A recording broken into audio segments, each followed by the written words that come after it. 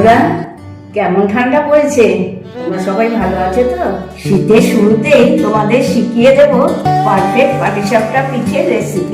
দেখতে যেমন সুন্দর হয়, খেতেও তেমনি মজাদার হয়। 1 কাপ চিনি আর 1 কাপ সুজি আমি 30 মিনিট আগেই ভিজিয়ে রেখেছি।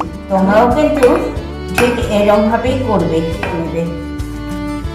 আর সুজিটা দেখেছো কেমন ফুলে উঠেছে? এই দেখো, ব্যাটারের ঘনত্বটা কিন্তু ঠিক এইরকম রাখবে। আর একটা নারকেল কুড়িয়ে নিয়েছি, দিয়ে জাল দিয়ে নেব। তোমরা চাইলে দুধটা নাও দিতে পারো। পুরটা পুরো তৈরি হয়ে গিয়েছে। আমি একটু সাদা তেল ব্রাশ করে নিচ্ছি।